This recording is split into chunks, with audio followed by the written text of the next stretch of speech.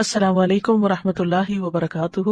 رب اشرح لی صدری ویسر لی امری واحلل عقدۃ من لسانی یفقہوا قولی۔ پھر ان کے بعد ایسے نالائق جانشین ان کی جگہ آئے جنہوں نے نماز کو ضائع کر دیا اور خواہشات کے پیچھے لگ گئے، تو وہ عنقریب گمراہی کو ملیں گے۔ اللہ سبحانہ تعالیٰ نے ہمیں اپنی عبادت کے لیے پیدا کیا ہے۔ سورۃ الذاریات میں آتا ہے وما خلقت الجن والانس الا لیعبدون، میں نے جن و انس کو محض اس لیے پیدا کیا کہ وہ میری عبادت کریں۔ سورۃ البقرہ میں تمام انسانیت کو مخاطب کرتے ہوئے اللہ سبحانہ تعالیٰ فرماتے ہیں یا ایھا الناس اعبدوا ربکم الذی خلقکم والذین من قبلکم لعلکم تتقون، اے لوگو اپنے رب کی عبادت کرو جس نے تمہیں پیدا کیا اور ان کو بھی جو تم سے پہلے تھے، تاکہ تم بچ جاؤ۔ عبادت کا معنی ہوتا ہے انتہائی خضوع اور عاجزی اختیار کرنا۔ اس عاجزی کی بہترین مثال اور بہترین عبادت نماز ہے۔ نماز عبادت کی اعلیٰ ترین شکل ہے، یہ ایک فرض عبادت ہے۔ نماز ہمیں دنیا میں برائیوں سے بچاتی ہے اور آخرت میں جہنم کی آگ سے۔ نماز ہماری غلطیوں اور کوتاہیوں کا کفارہ بھی کرتی ہے، اسی لیے قرآن مجید میں اور سنت رسول صلی اللہ علیہ وسلم میں اس کی بہت تاکید آئی ہے۔ اس کو ادا کرنے والے کامیاب اور اس سے گریز کرنے والوں کا برا انجام اس آیت میں بتایا گیا ہے، جس کا آج ہم مطالعہ کریں گے۔ فخلف من بعدهم خلف اضاعوا الصلاة واتبعوا الشهوات فسوف يلقون غیا۔ سورۃ مریم کی آیت نمبر 59 میں اللہ سبحانہ تعالیٰ فرماتے ہیں فخلف من بعدهم خلف، تو ان کے بعد ایسے لوگ جانشین ہوئے۔ عربی میں ایک خلف ہوتا ہے، ایک خلف ہوتا ہے۔ خلف کہتے ہیں برے جانشین کو اور خلف کہتے ہیں اچھے جانشین کو۔ یعنی سورۃ مریم میں اللہ سبحانہ تعالیٰ نے جن انبیاء کا ذکر کیا، ابراہیم علیہ السلام، موسیٰ علیہ السلام، اسماعیل علیہ السلام، ادریس علیہ السلام، ان سب کا ذکر کرنے کے بعد، ان کی تعریف کرنے کے بعد اللہ تعالیٰ فرماتے ہیں فخلف من بعدهم خلف، کہ ان قابل تعریف لوگوں کے بعد ایسے برے جانشین آئے کہ جن کی سب سے بڑی برائی کیا تھی؟ اضاعوا الصلاۃ، انہوں نے نماز ضائع کر دی، واتبعوا الشہوات، اور خواہشات کے پیچھے لگ گئے۔ یعنی ان کے آباء و اجداد نیک تھے لیکن ان کی اولادوں نے نمازیں چھوڑ دی، یا پھر ان نمازوں کے ارکان و واجبات چھوڑ دیے، یا یہ کہ انہیں اپنے وقت سے تاخیر کے ساتھ پڑھا اور ایسے کام کیے کہ جس سے نماز کا پڑھنا اور نہ پڑھنا ایک ہی ہو گیا۔ ناخلف لوگوں کی یہاں صفات بیان کی گئی ہیں، جیسا کہ نبی صلی اللہ علیہ وسلم نے بھی فرمایا کہ ان کے بعد کچھ ایسے لوگ آئیں گے کہ وہ ایسی باتیں کریں گے جن پر وہ عمل نہیں کریں گے، اور وہ ایسے عمل کریں گے جن کا انہیں حکم نہیں دیا جائے گا۔ تو جو اپنے ہاتھ سے جہاد کرے وہ مومن ہے، جو اپنی زبان سے جہاد کرے تو وہ مومن ہے، جو اپنے دل سے جہاد کرے تو وہ مومن ہے، اور اگر یہ بھی نہ ہو تو خشخاش کے دانے برابر بھی ایمان نہیں رہتا۔ یعنی ایسے لوگوں کو سمجھانا چاہیے زبان سے بھی اور ہاتھ سے بھی، یعنی جیسے اپنے بچے ہیں اور وہ چھوٹے ہیں، ابھی 10 سال کے بعد بھی اگر نماز نہیں پڑھتے تو جیسے کہ حدیث میں آتا ہے کہ ان کو مار بھی سکتے ہیں، تاکہ وہ اگر پیار محبت سے اور سمجھانے سے، بعض نصیحت سے نہیں سمجھتے تو سختی سے سمجھے، حتیٰ کہ نماز ان کی عادت ہو جائے اور پھر اس کے بعد زندگی میں وہ اس پر چلتے رہیں۔ تو بات یہ ہو رہی ہے کہ ان چنے ہوئے لوگوں، انعام یافتہ لوگوں کے بعد آنے والے برے اور شریر لوگوں کا فسق و فجور کیا ہے، کیا صفت ہے، کیا دلیل ہے کہ اضاعوا الصلاۃ، انہوں نے نماز کو ضائع کر دیا، نماز کو چھوڑ دیا، یا یہ کہ شریعت کے مطابق اسے ادا نہیں کیا، اس میں سستی دکھائی، اس میں اہمال کیا، یعنی اسے نگلیکٹ کر دیا یا اس سے منع کر دیا۔ یہ لوگ اللہ سے ڈرنے والے لوگ نہیں تھے۔ مجاہد کہتے ہیں کہ اس سے مراد اس امت کے وہ لوگ ہیں جو راستوں میں جانوروں اور گدھوں کی طرح ایک دوسرے پر سوار ہوتے ہیں، نہ تو وہ آسمان میں اللہ سے ڈرتے ہیں اور نہ زمین میں لوگوں سے شرم کرتے ہیں۔ یعنی انہوں نے بے حیائی اور برائی کے طریقے اپنا لیے اور جس کام کے لیے انہیں پیدا کیا گیا تھا اس کام کو انہوں نے چھوڑ دیا۔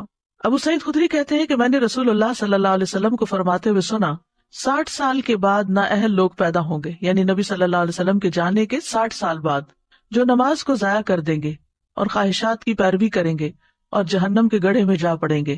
ان کے بعد ایسے لوگ جانشین ہوں گے جو قرآن تو پڑھیں گے لیکن وہ ان کے حلق سے نیچے نہیں اترے گا، یعنی صرف تجوید اور قرات کے ماہر ہوں گے لیکن قرآن ان کے دلوں پر اثر نہیں کرے گا اور نہ ہی ان کے عمل میں آئے گا۔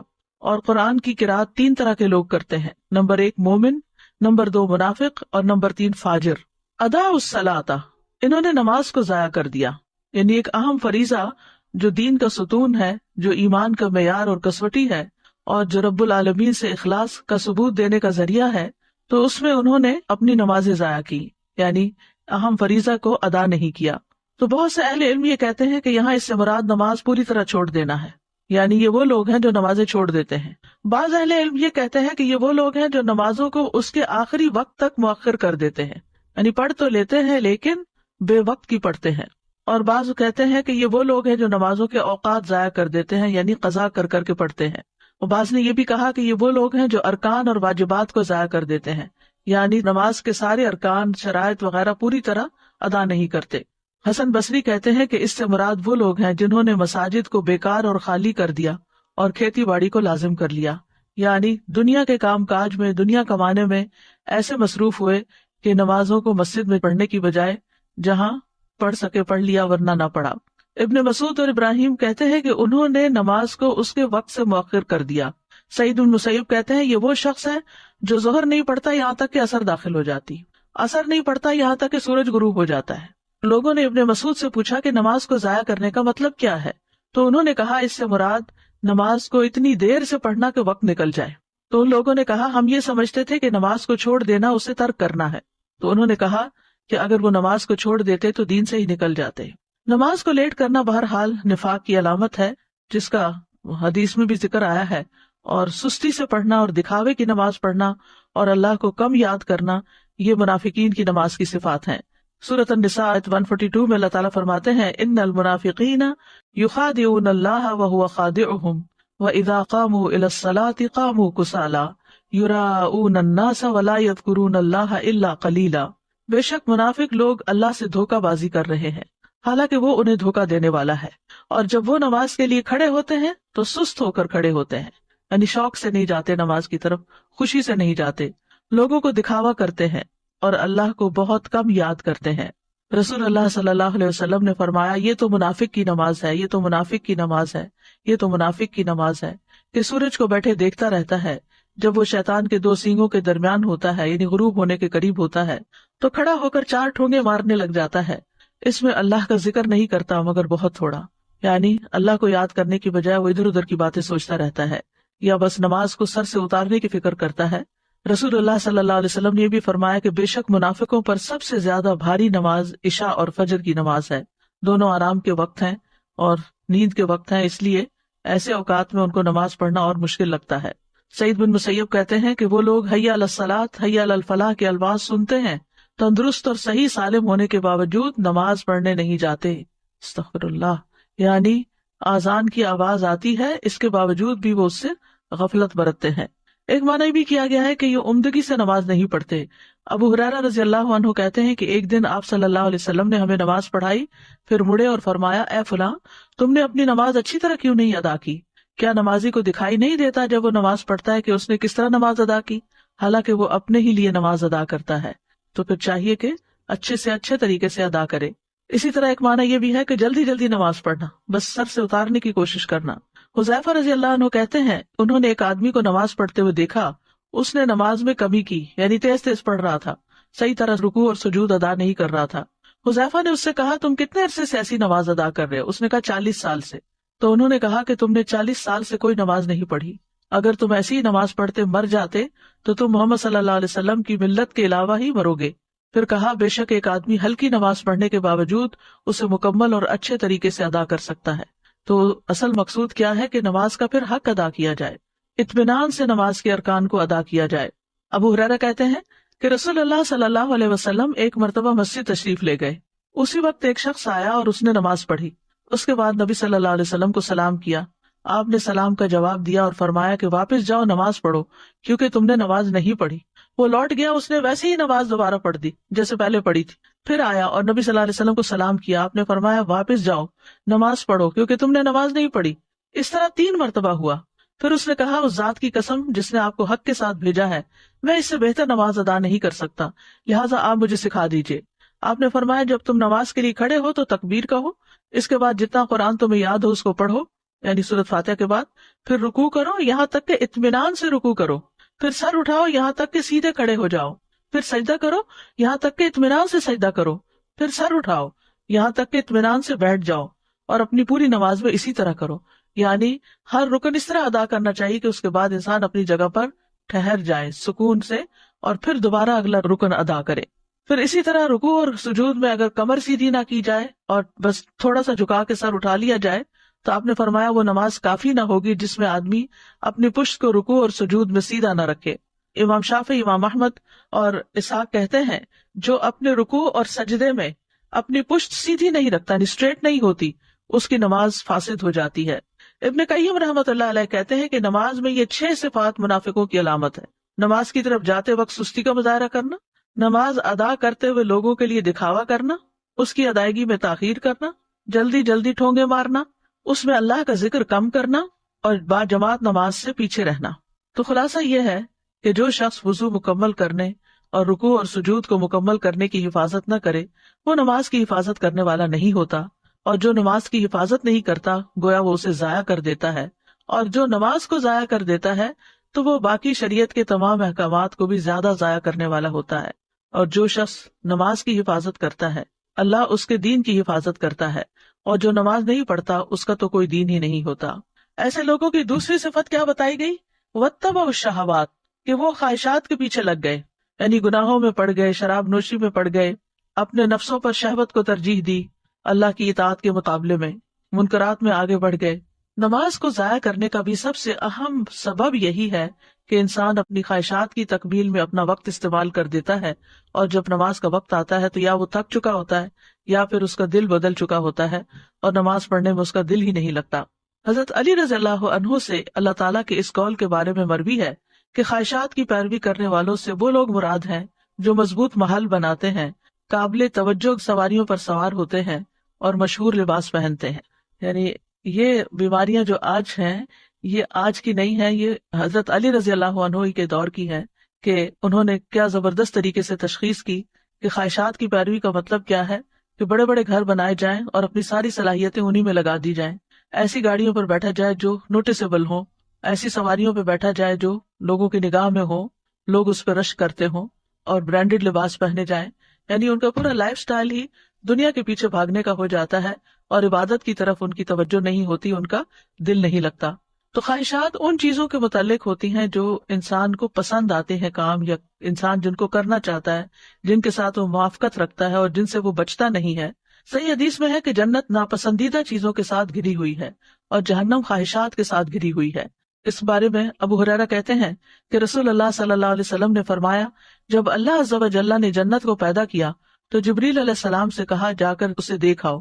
چنانچہ جبریل علیہ السلام گئے اور دیکھا، واپس آ کر عرض کیا، یا رب و عزتک، اے میرے رب آپ کی عزت کی قسم، اس کے متعلق جو بھی سنے گا وہ اس میں داخل ہونا چاہے گا۔ پھر جنت کو ناپسندیدہ چیزوں سے ڈھانپ دیا گیا۔ پھر اللہ تعالیٰ نے فرمایا اسے دیکھ کر آؤ۔ چنانچہ وہ دوبارہ گئے اور اسے دیکھا، کہا یا رب و عزتک، اے میرے رب آپ کی عزت کی قسم، مجھے اندیشہ ہے کہ اب اس میں کوئی داخل ہی نہیں ہو سکے گا، یعنی اتنا مشکل راستہ ہے۔ اور اسی طرح جب آگ کو پیدا کیا تو آپ نے جبریل علیہ السلام سے فرمایا کہ اے جبریل جہنم کو دیکھ کر آؤ۔ جب وہاں پہنچے تو آ کر کہنے لگے، یا رب و عزتک، اے رب آپ کی عزت کی قسم، جو اس کے متعلق سنے گا اس میں داخل ہونا نہیں چاہے گا۔ اللہ کے حکم پر اسے خواہشات سے ڈھانپ دیا گیا۔ پھر فرمایا، اے جبریل جا کر اسے دیکھ کر آؤ۔ وہ دیکھ کر آئے، دیکھا تو کہا، یا رب و عزتک، مجھے تو اندیشہ ہے اب کوئی آدمی اس میں داخل ہونے سے بچ نہ سکے گا، یعنی ایسا پھسلن کا راستہ ہے، ایسا خواہشات کا راستہ ہے کہ سب اسی طرف چل پڑیں گے، کیونکہ یہ انسان کے لیے ایک امتحان ہے۔ اس کے اندر خواہشات کی محبت خوشنما بنا دی گئی ہے، لہذا جو چیز انسان کو خوشنما لگتی ہے انسان اس کے پیچھے بھاگتا ہے۔ رسول اللہ صلی اللہ علیہ وسلم نے فرمایا، مجھے اپنی امت کے بارے میں 3 چیزوں کا ڈر ہے۔ بخیلی، جس کی اطاعت کی جائے، یعنی انسان بخل کرے، یعنی دل میں بخل کا خیال آئے تو اس کی پیروی کرے۔ خواہش نفس، جس کی پیروی کرے، یعنی کچھ اللہ کے راستے میں دینے کی وجہ اپنی خواہشات پر انسان خرچ کرنے لگے۔ اور گمراہ امام، جو لوگوں کو مس لیڈ کرے اپنی خواہشات پرستی کی وجہ سے۔ پھر اسی طرح اپنی مرضی کی زندگی گزارنا، یہ بھی گمراہی کا راستہ ہے۔ اور آپ صلی اللہ علیہ وسلم نے اس کے بارے میں فرمایا، مجھے تمہارے متعلق ان گمراہ کن خواہشات سے سب سے زیادہ اندیشہ ہے جن کا تعلق پیٹ اور شرمگاہ سے ہوتا ہے، اور اپنی مرضی پر چلنے کی گمراہی کا بھی اندیشہ ہے۔ اپنی مرضی پہ چلنے کی گمراہی یعنی جو دل میں آئے گا وہ کریں گے۔ اگر دیکھا جائے تو خواہش کی شدت جو ہے وہ ہر برائی کی جڑ ہے۔ قرآن مجید میں یہ جو آتا ہے وہ احضرت الانفس الشح، تو شح کا معنی یہ کیا گیا ہے کہ کسی چیز میں شدید خواہش رکھنا اور اس کی حرص کرنا، اور یہی شح جو ہے یہ انسان کو پھر بہت سی برائیوں پر آمادہ کرتی ہے، خون ریزی پر، محرمات کو حلال سمجھنے پر۔ اسی طرح یہ ہے کہ خواہش پرستی جو ہے یہ غفلت کا ذریعہ ہے۔ آپ نے فرمایا کہ میں تمہارے فقر سے نہیں ڈرتا، لیکن اس بات سے ڈرتا ہوں کہ دنیا تم پر کشادہ کر دی جائے گی جیسے پہلے لوگوں پہ کی گئی تھی، تو تم ایک دوسرے سے آگے بڑھنے لگو گے جس طرح وہ ایک دوسرے سے آگے بڑھنے لگے، اور وہ تمہیں غافل کر دے جس طرح ان لوگوں کو غافل کر دیا تھا۔ خواہش پرستی سے انسان اللہ کے ذکر سے غافل ہو جاتا ہے۔ اللہ تعالیٰ فرماتے ہیں یا ایھا الذین آمنوا لا تلہکم اموالکم ولا اولادکم عن ذکر اللہ، اے ایمان والو تمہیں اموال اور تمہاری اولاد اللہ کی یاد سے غافل نہ کریں، اور جو ایسا کریں گے وہی خسارہ اٹھانے والے ہیں۔ یعنی انسان کی عام طور پر خواہش مال کی ہوتی ہے، اولاد کی ہوتی ہے، پھر آگے جا کر انسان ان چیزوں میں اتنا محو ہو جاتا ہے، اتنا ان سے راضی ہو جاتا ہے کہ اللہ کی یاد سے ہی غافل ہو جاتا ہے۔ یعنی ان چیزوں کے نہ ہونے پر جس طرح وہ رب کو پکارتا تھا، ان کے ملنے کے بعد وہ رب کو اس طرح نہیں پکارتا۔ تو جب انسان خواہشات کی پیروی کرنے لگتا ہے تو وہ فرائض سے غافل ہو جاتا ہے، اور پھر خواہش پرستی ایسی چیز ہے کہ جو اللہ سبحانہ تعالیٰ کے احکامات کو بوجھ بنا کے رکھ دیتی ہے۔ عبداللہ ابن عمر کہتے ہیں میں نے نبی صلی اللہ علیہ وسلم کو فرماتے ہوئے سنا، کتنے ہی لوگ ایسے ہیں جو اپنی خواہش نفس کو پورا کرنے میں لگ جاتے ہیں، یعنی پھر مراد یہ ہے کہ اپنے فرائض کو بھول جاتے ہیں، اپنی ذمہ داریاں بھول جاتے ہیں، ان کے لیے قیامت کے دن جہنم کے سوا کچھ نہ ہوگا۔ لیکن جو شخص خواہش پر نماز کو ترجیح دے تو اس کی فضیلت بھی بیان کی گئی ہے۔ حدیث میں آتا ہے اللہ تعالیٰ 3 قسم کے آدمیوں سے محبت کرتا ہے، ان پہ ہنستا ہے، ان سے خوش ہوتا ہے۔ ان میں سے ایک وہ جس کی بیوی خوبصورت ہو، اس کے پاس بہترین نرم بستر ہو، لیکن پھر بھی وہ قیام کرنے کے لیے رات کو کھڑا ہو جاتا ہے، یعنی خواہشات چھوڑ کر اللہ کے حضور کھڑا ہو جاتا ہے۔ اللہ تعالیٰ کہتے ہیں میرے بندے نے اپنی شہوت کو ترک کر دیا اور میرا ذکر کر رہا ہے، مجھ سے سرگوشی کر رہا ہے، اگر یہ چاہتا تو سو بھی سکتا تھا۔ تو ان کا انجام کیا بتایا گیا؟ فسوف یلقون غیا، تو عنقریب یہ بھٹک جائیں گے، یعنی نمازوں کو ضائع کرنے والے، خواہشات کی پیروی کرنے والے آخرت میں خسارے اور شر کا سامنا کریں گے، کیونکہ دنیا میں یہ گمراہ ہو گئے اور صراط مستقیم سے بھٹک گئے۔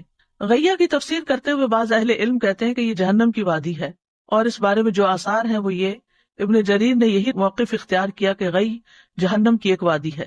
عربی زبان میں غی کا لفظ جو ہے رشد کے مقابلے میں آتا ہے، بھلائی کے مقابلے میں۔ لا اکراہ فی الدین قد تبین الرشد من الغی، دین میں کوئی زبردستی نہیں، بلا شبہ ہدایت گمراہی سے صاف واضح ہو چکی ہے۔ شر اور گمراہی کو بھی غی کہا جاتا ہے، شر اور گمراہی کے لیے بھی لفظ غی استعمال ہوتا ہے۔ تو جو شخص گمراہ ہوتا ہے وہ بھلائی پر نہیں ہوتا، اور جو بھلائی کا رستہ چھوڑ دیتا ہے تو پھر یہ چیز اس کو عذاب تک پہنچا دیتی ہے۔ اسی لیے بعض اہل علم نے غی سے مراد صرف بھٹکنا نہیں لیا، بلکہ بھٹکنے کا جو انجام ہے جہنم کی صورت میں وہ بھی مراد لیا ہے۔ وہاب کہتے ہیں کہ نہر فی جہنم بعید قعرہ خبیث طعمہ، کہ یہ جہنم میں ایک نہر ہے کہ جو بہت ہی گہرائی والی ہے اور اس کا کھانا انتہائی خبیث ہے۔ ابن عباس کہتے ہیں الغی واد فی جہنم، کہ غی جہنم کی وادیاں۔ ابن عباس کا قول ہے یہ کہ ان کی گرمی سے پناہ مانگنی چاہیے، جو کہ زنا پہ اصرار کرنے والے، عادی شراب پینے والے، سود کھانے والے اور اس سے باز نہ آنے والے، اور والدین کی نافرمانی کرنے